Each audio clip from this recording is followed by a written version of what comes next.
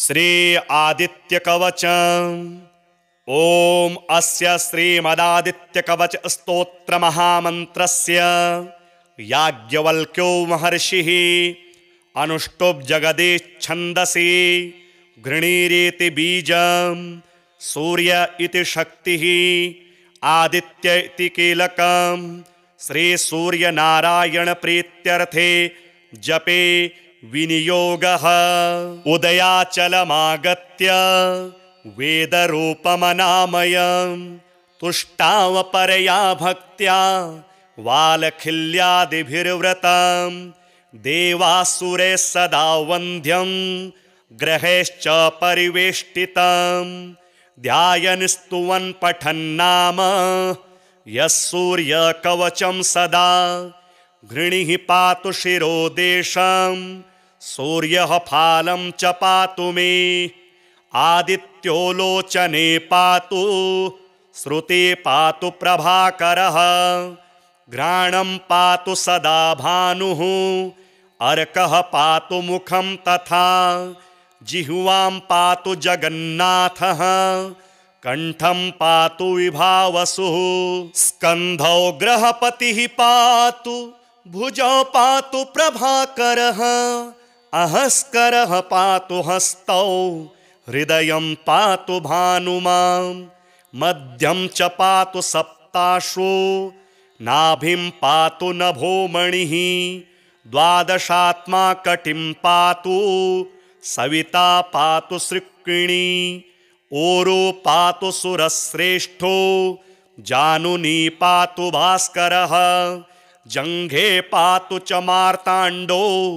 गलं पातु त्विषाम्पतिः पादौ ब्रध्नः सदा पातु मित्रोऽपि सकलं वपुः वेदत्रयात्मक स्वामिन् नारायण जगत्पते अयातयामं तं कञ्चित् वेदरूपः प्रभाकरः स्तोत्रेणानेन सन्तुष्टो वालखिल्यादिभिर्व्रतः साक्षाद्वेदमयो देवो रथारूढः समागतः तं दृष्ट्वा सहसोत्थाय दण्डवत् प्रणमन् भुवि कृताञ्जलिपुटो भूत्वा सूर्यस्याग्रे स्थितस्तदा वेदमूर्तिर्महाभागो ज्ञानदृष्टिर्विचार्य च ब्रह्मणा स्थापितं पूर्वं यातयाम विवर्जितं सत्त्वप्रधानं शुक्लाख्यं वेदरूपमनामयं शब्दब्रह्ममयं वेदं सत्कर्म ब्रह्मवाचकं मुनिमध्यापयामास प्रथमं सविता स्वयं तेन प्रथमदत्तेन वेदेन परमेश्वरः याज्ञवल्क्यो मुनिश्रेष्ठः कृतिकृत्यो भवत्तदा ऋगादि सकलान् वेदान् ज्ञानवान् सूर्यसन्निधौ। श्री आदित्य कवचम्। ओम अस्य श्रीमदादित्य कवच स्तोत्र महामंत्रस्य याज्ञवल्क्यो महर्षिः अनुष्टुप् जगदीच्छन्दसि घृणीरेति बीजं सूर्य इति शक्तिः आदित्य इति कीलकं श्री सूर्य नारायण प्रीत्यर्थे जपे विनियोगः। उदयाचलमागत्य वेदरूपमनामयं तुष्टावपरया भक्त्या वालखिल्यादिभिर्व्रतं देवासुरे सदा वन्द्यं ग्रहेश्च परिवेष्टितं ध्यायन् स्तुवन् पठन्नाम यः सूर्यकवचं सदा घृणिः पातु शिरोदेशं सूर्यः फालं च पातु मे आदित्यो लोचने पातु श्रुते पातु प्रभाकरः घ्राणं पातु सदा भानुः अर्कः पातु मुखं तथा जिह्वां पातु जगन्नाथः कंठं पातु विभावसुः स्कन्धौ ग्रहपतिः पातु भुजौ पातु प्रभाकरः अहस्करः पातु हस्तौ हृदयं पातु भानुमां मध्यं च पातु सप्ताश्वो नाभिं पातु नभोमणिः द्वादशात्मा कटिं पातु सविता पातु सृक्किणी ओरो पातु सुरश्रेष्ठो जानुनी पातु भास्करः जङ्घे पातु च मार्ताण्डो गलं पातु त्विषाम्पतिः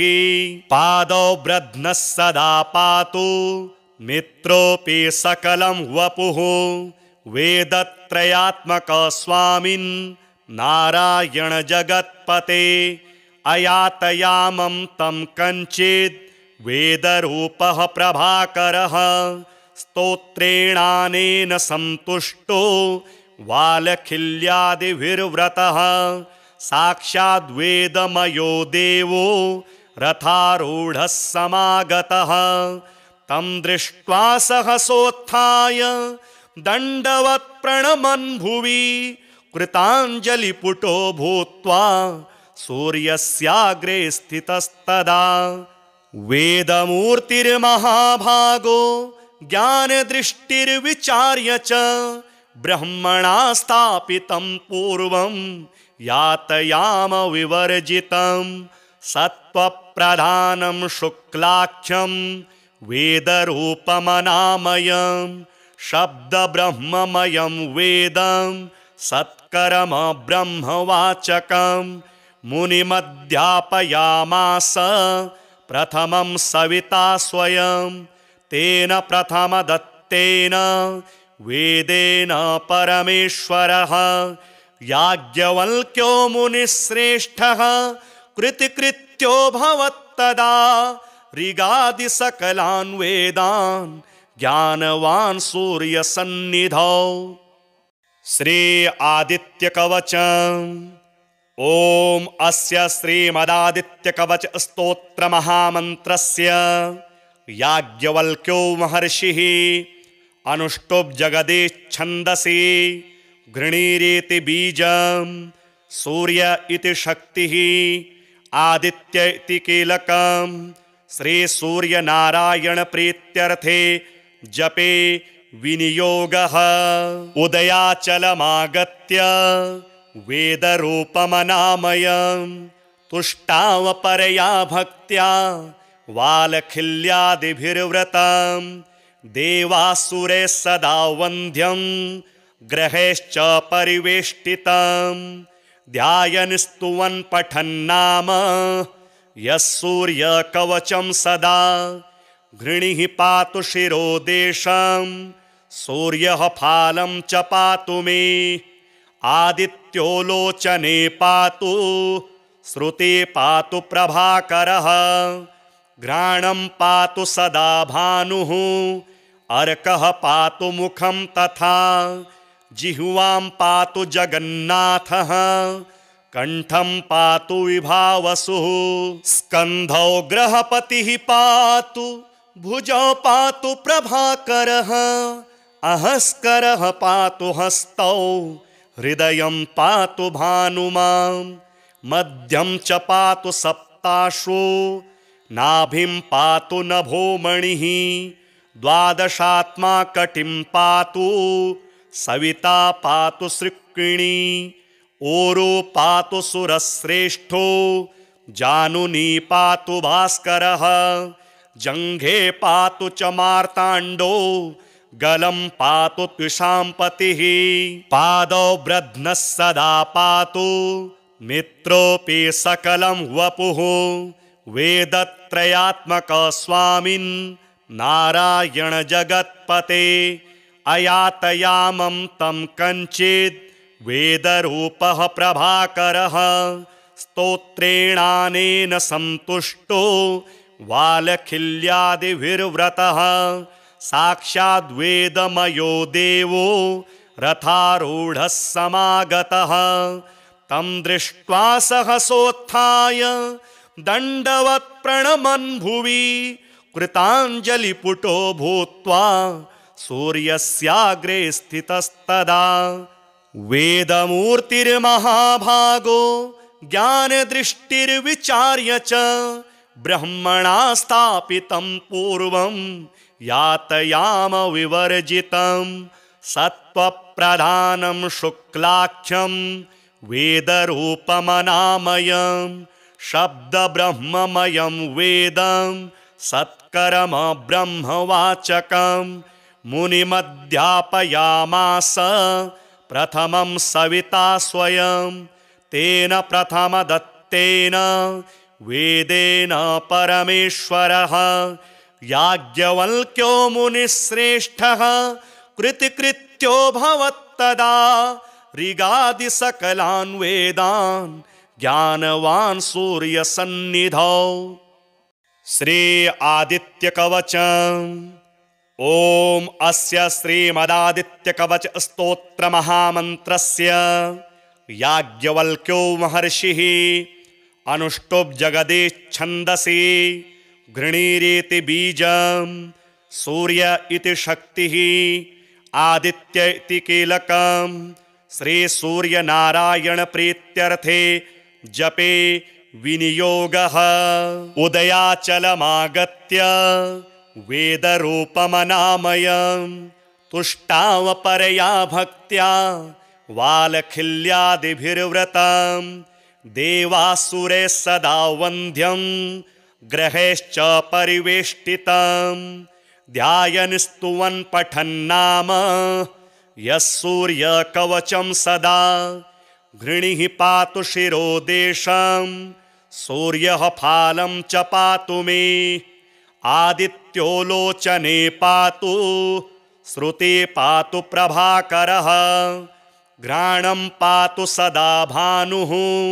अर्कः पातु मुखं तथा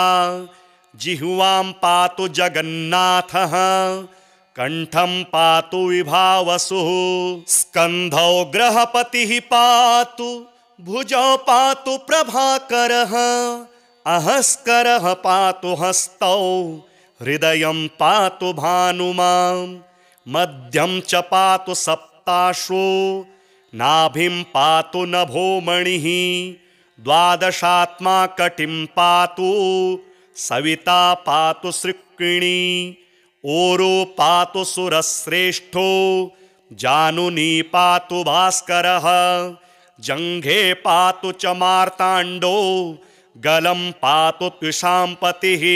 पादौ ब्रध्नः सदा पातु मित्रोऽपि सकलं वपुः वेदत्रयात्मक स्वामिन् नारायण जगत्पते अयातयामं तं कञ्चित् वेदरूपः प्रभाकरः स्तोत्रेणानेन सन्तुष्टो वालखिल्यादिभिर्व्रतः साक्षाद्वेदमयो देवो रथारूढः समागतः तं दृष्ट्वा सहसोत्थाय दण्डवत् प्रणमन् भुवि कृताञ्जलिपुटो भूत्वा सूर्यस्याग्रे स्थितस्तदा। वेदमूर्तिर्महाभागो ज्ञानदृष्टिर्विचार्य च ब्रह्मणा स्थापितं पूर्वं यातयाम विवर्जितं सत्त्वप्रधानं शुक्लाख्यं वेदरूपमनामयं शब्दब्रह्ममयं वेदं सत्कर्म ब्रह्मवाचकं मुनिमध्यापयामास प्रथमं सविता स्वयं। तेन प्रथमदत्तेन वेदेन परमेश्वरः याज्ञवल्क्यो मुनिश्रेष्ठः कृतिकृत्यो भवत्तदा। ऋगादि सकलान् वेदान् ज्ञानवान् सूर्यसन्निधौ। श्री आदित्यकवचम्। ओम अस्य श्रीमदादित्यकवच स्तोत्र महामन्त्रस्य याज्ञवल्क्यो महर्षिः अनुष्टुप् जगदीच्छन्दसि घृणीरेति बीजं सूर्य इति शक्तिः आदित्य इति कीलकं श्री सूर्य नारायण प्रीत्यर्थे जपे विनियोगः। उदयाचलमागत्य वेदरूपमनामयम् तुष्टावपरया भक्त्या वालखिल्यादिभिर्व्रतम् देवासुरे सदा वन्द्यं ग्रहेश्च परिवेष्टितं ध्यायन् स्तुवन् पठन्नाम यः सूर्यकवचं सदा घृणिः पातु शिरोदेशं सूर्यः फालं च पातु मे आदित्यो लोचने पातु श्रुते पातु प्रभाकरः घ्राणं पातु सदा भानुः अर्कः पातु मुखं तथा जिह्वां पातु जगन्नाथः कंठं पातु विभावसुः स्कन्धौ ग्रहपतिः पातु भुजौ पातु प्रभाकरः अहस्करः पातु हस्तौ हृदयं पातु भानुमां मध्यं च पातु सप्ताश्वो नाभिं पातु नभोमणिः द्वादशात्मा कटिं पातु सविता पातु सृक्किणी ओरो पातु सुरश्रेष्ठो जानुनी पातु भास्करः जङ्घे पातु च मार्ताण्डो गलं पातु त्विषाम्पतिः पादौ ब्रध्नः सदा पातु मित्रोऽपि सकलं वपुः वेदत्रयात्मक स्वामिन् नारायण जगत्पते अयातयामं तं कञ्चित् वेदरूपः प्रभाकरः स्तोत्रेणानेन सन्तुष्टो वालखिल्यादिभिर्व्रतः साक्षाद्वेदमयो देवो रथारूढः समागतः तं दृष्ट्वा सहसोत्थाय दण्डवत् प्रणमन् भुवि कृताञ्जलिपुटो भूत्वा सूर्यस्याग्रे स्थितस्तदा वेदमूर्तिर्महाभागो ज्ञानदृष्टिर्विचार्य च ब्रह्मणा स्थापितं पूर्वं यातयाम विवर्जितं सत्त्वप्रधानं शुक्लाख्यं वेदरूपमनामयं शब्दब्रह्ममयं वेदं सत्कर्म ब्रह्मवाचकं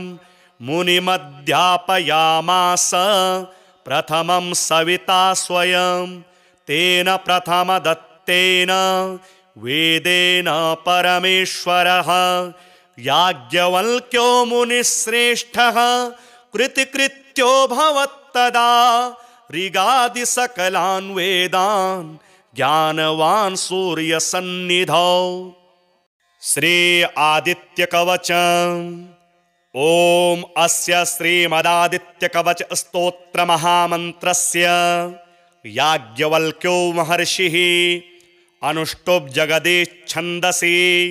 घृणीरेति बीजं सूर्य इति शक्तिः आदित्य इति कीलकं श्री सूर्य नारायण प्रीत्यर्थे जपे विनियोगः। उदयाचलमागत्य वेदरूपमनामयं तुष्टावपरया भक्त्या वालखिल्यादिभिर्व्रतं देवासुरे सदा वन्द्यं ग्रहेश्च परिवेष्टितं ध्यायन् स्तुवन् पठन्नाम यः सूर्यकवचं सदा घृणिः पातु शिरोदेशं सूर्यः फालं च पातु मे आदित्यो लोचने पातु श्रुते पातु प्रभाकरः घ्राणं पातु सदा भानुः अर्कः पातु मुखं तथा जिह्वां पातु जगन्नाथः कंठं पातु विभावसुः स्कन्धौ ग्रहपतिः पातु भुजौ पातु प्रभाकरः अहस्करः पातु हस्तौ हृदयं पातु भानुमां मध्यं च पातु सप्ताश्वो नाभिं पातु नभोमणिः द्वादशात्मा कटिं पातु सविता पातु सृक्किणी ओरो पातु सुरश्रेष्ठो जानुनी पातु भास्करः जङ्घे पातु च मार्ताण्डो गलं पातु त्विषाम्पतिः पादौ ब्रध्नः सदा पातु मित्रोऽपि सकलं वपुः वेदत्रयात्मक स्वामिन् नारायण जगत्पते अयातयामं तं कञ्चित् वेदरूपः प्रभाकरः स्तोत्रेणानेन सन्तुष्टो वालखिल्यादिभिर्व्रतः साक्षाद्वेदमयो देवो रथारूढः समागतः तं दृष्ट्वा सहसोत्थाय दण्डवत् प्रणमन् भुवि कृताञ्जलिपुटो भूत्वा सूर्यस्याग्रे स्थितस्तदा वेदमूर्तिर्महाभागो ज्ञानदृष्टिर्विचार्य च ब्रह्मणा स्थापितं पूर्वं यातयाम विवर्जितं सत्त्वप्रधानं शुक्लाख्यं वेदरूपमनामयं शब्दब्रह्ममयं वेदं सत्कर्म ब्रह्मवाचकं मुनिमध्यापयामास प्रथमं सविता स्वयं तेन प्रथमदत्तेन वेदेन परमेश्वरः याज्ञवल्क्यो मुनिश्रेष्ठः कृतिकृत्यो भवत्तदा ऋगादि सकलान् वेदान् ज्ञानवान् सूर्यसन्निधौ श्री आदित्यकवचम् ओम अस्य श्रीमदादित्यकवच स्तोत्र महामन्त्रस्य याज्ञवल्क्यो महर्षिः अनुष्टुप् जगदीच्छन्दसि गृणीरेति बीजं सूर्य इति शक्तिः आदित्य इति कीलकं श्री सूर्य नारायण प्रीत्यर्थे जपे विनियोगः उदयाचलमागत्य वेदरूपमनामयं तुष्टावपरया भक्त्या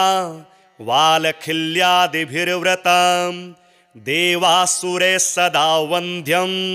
ग्रहैश्च परिवेष्टितं ध्यायन् स्तुवन् पठन्नाम यः सूर्यकवचं सदा घृणिः पातु शिरोदेशं सूर्यः फालं च पातु मे आदित्यो लोचने पातु श्रुते पातु प्रभाकरः घ्राणं पातु सदा भानुः अर्कः पातु मुखं तथा जिह्वां पातु जगन्नाथः कंठं पातु विभावसुः स्कन्धौ ग्रहपतिः पातु भुजौ पातु प्रभाकरः अहस्करः पातु हस्तौ हृदयं पातु भानुमां मध्यं च पातु सप्ताश्वो नाभिं पातु नभोमणिः द्वादशात्मा कटिं पातु सविता पातु सृक्किणी ओरो पातु सुरश्रेष्ठो जानुनी पातु भास्करः जङ्घे पातु च मार्ताण्डो गलं पातु त्विषाम्पतिः पादौ ब्रध्नः सदा पातु मित्रोऽपि सकलं वपुः वेदत्रयात्मक स्वामिन् नारायण जगत्पते अयातयामं तं कञ्चित् वेदरूपः प्रभाकरः स्तोत्रेणानेन सन्तुष्टो वालखिल्यादिभिर्व्रतः साक्षाद्वेदमयो देवो रथारूढः समागतः तं दृष्ट्वा सहसोत्थाय दण्डवत् प्रणमन् भुवि कृताञ्जलिपुटो भूत्वा सूर्यस्याग्रे स्थितस्तदा वेदमूर्तिर्महाभागो ज्ञानदृष्टिर्विचार्य च ब्रह्मणा स्थापितं पूर्वं यातयाम विवर्जितं सत्त्वप्रधानं शुक्लाख्यं वेदरूपमनामयं शब्दब्रह्ममयं वेदं सत्कर्म ब्रह्मवाचकं मुनिमध्यापयामास प्रथमं सविता स्वयं तेन प्रथमदत्तेन वेदेन परमेश्वरः याज्ञवल्क्यो मुनिश्रेष्ठः कृतिकृत्यो भवत्तदा ऋगादि सकलान् वेदान् ज्ञानवान् सूर्यसन्निधौ